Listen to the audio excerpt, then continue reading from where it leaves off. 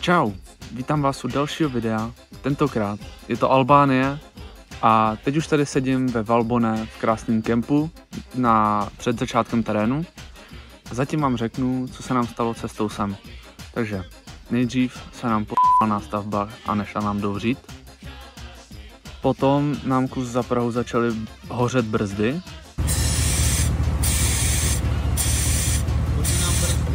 Pak jsme v Maďarsku místo k mostu u Dunaje dojeli k trajektu, který jezdil až o 4 ráno. Tady je náš přejezd přes Dunaj a on je to trajekt.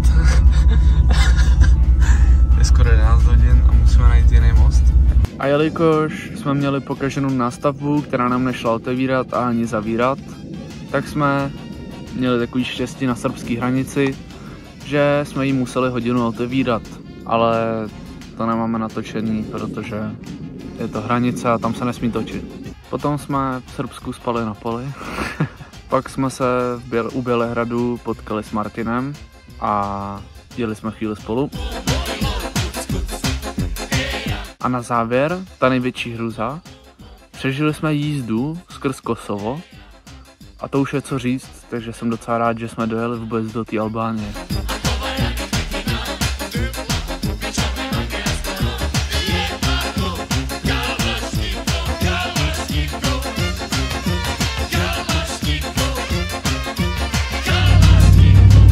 Už nám začalo frout nad Valbonné. Pohoří prokletě.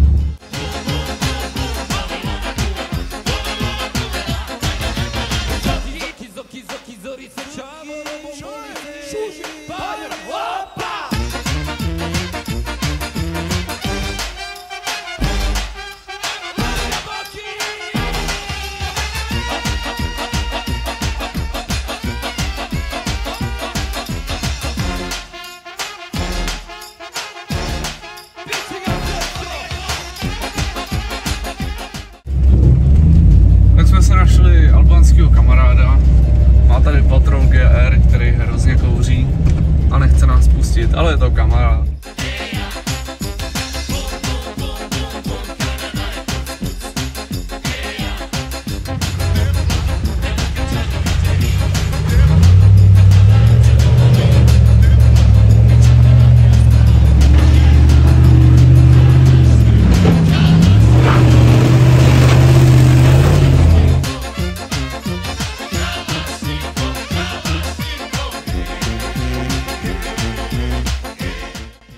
Teď co se nám stalo? Upadl vejfuk.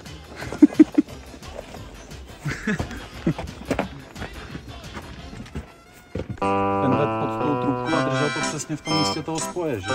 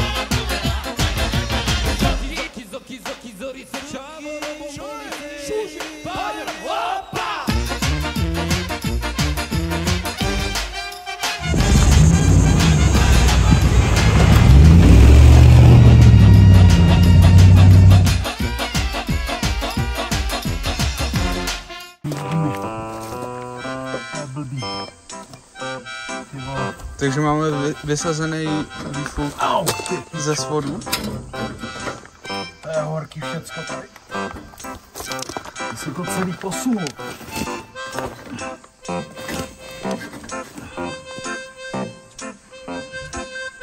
Celý výfuk je šouplej. Takže teď končí u svodu a nic s tím nejde udělat.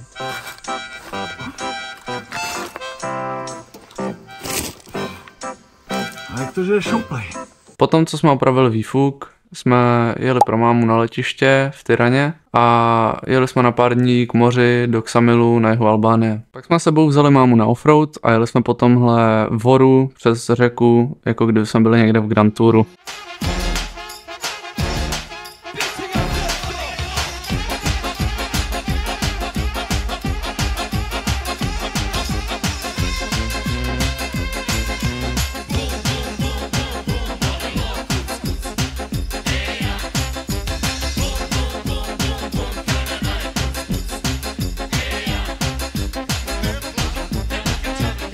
Jednoho dne během dovolení jsme si řekli, že si zajedeme do Řecka na večeři a cestou jedeme, najednou výjíždí z vedlejší skútr, zleva z polňačky, jo, takže jsme měli úplně jasně přednost. Kouká doleva, kouká furt na druhou stranu, táta troubí, uhejbá, bum.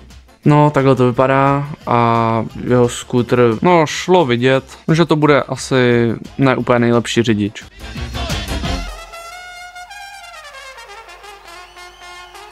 Začínáme stoupat na Tety, což je albánská ikona offroadu, by se dalo říct.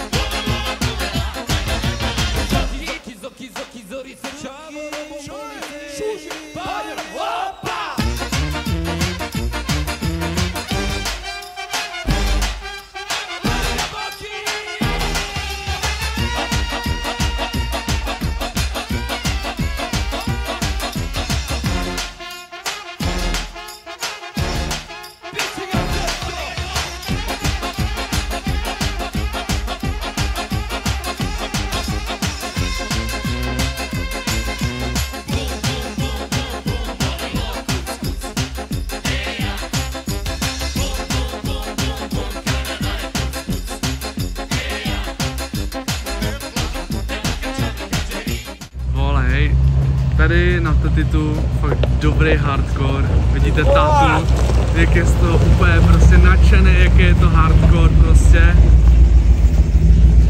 Tady vidíte krásný albánský Mercedes na silničních gumách, jak si to tady dojel, úplně krásně, pohoda, ne? Však vítejte v Albánii.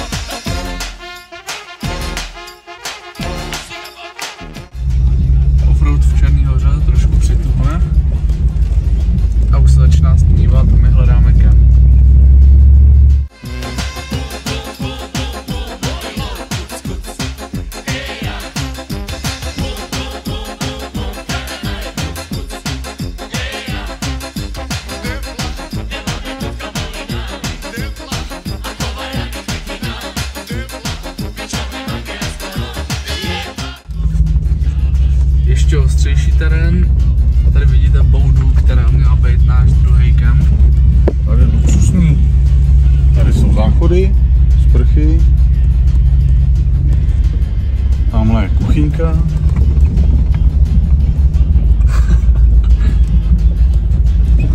A tady bydlí ovce, která vás namasíruje před spaním. Jo. Tak, Gulev Katum.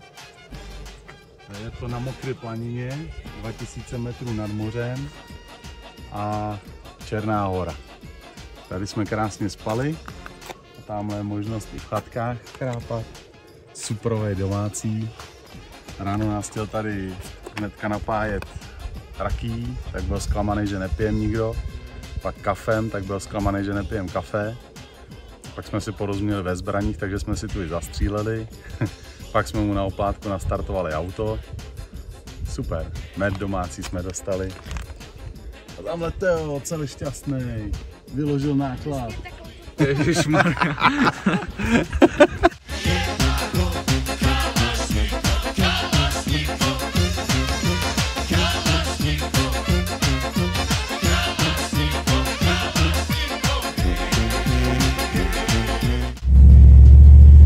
Se vydali na poslední offroad a máme tady asi nejdrsnější část celého offroadu. Stále Černá hora, hory kolem Mokré planiny.